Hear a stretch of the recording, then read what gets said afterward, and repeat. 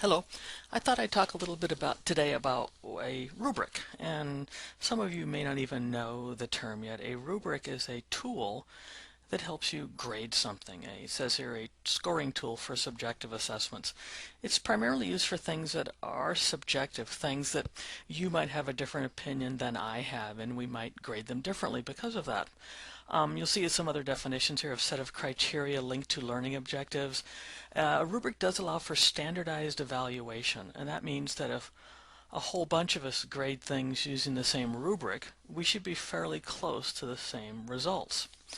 So a rubric is not Rubik's Cube, just to let you know. They are different. So let's try this out. Let's say, for example, I make some chocolate chip cookies, and you eat one of my cookies, and you decide it tastes delicious. Well, how did you decide that? Actually, internally and formally, you probably used a rubric mentally to decide if you liked it or not. You might have thought about how sweet the cookie was or was not, whether it had nuts or not, the texture, did you like it or not. You might have even thought about, was the cookie big enough? Did you taste real butter? Were there lots of chips, not enough chips? Were they good chips? What about, was there coconut in it? Was there cinnamon? Was it fresh from the oven?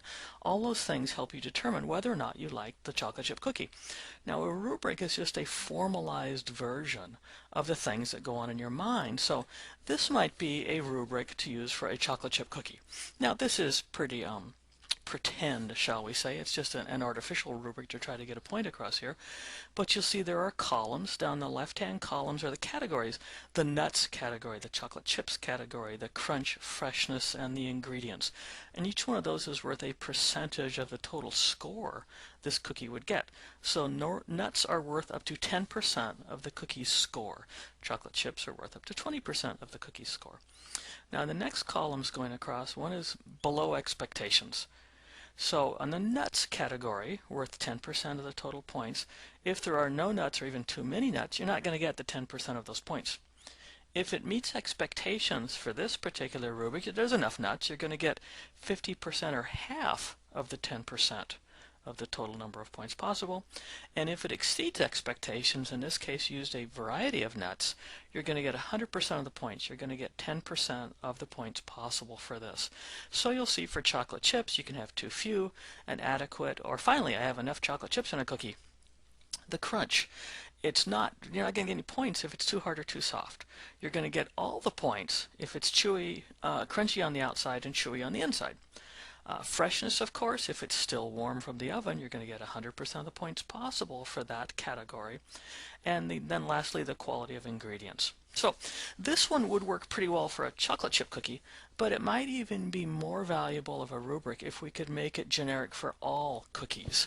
Then I could use it for sugar cookies and peanut butter cookies and all kinds of cookies. So here's another rubric that might work for all cookies. So the categories are flavor, freshness, the quality of the ingredients, and any extras that were added. So you'll see again here below expectations is a column, meets expectations, and exceeds. So for a cookie on this category, using this rubric to get 100% of the points, it has to have an interesting or unique blend of flavors, still be warm from the oven, have superior ingredients, and have extras that work well together and enhance that cookie experience. So this is an example of a rubric that I could use for all kinds of cookies, which is very handy. Then I don't have to have 20 different rubrics for 20 different cookies. In theory, if this were a real rubric, I could use it for all cookies. So what does this look like in real life, though?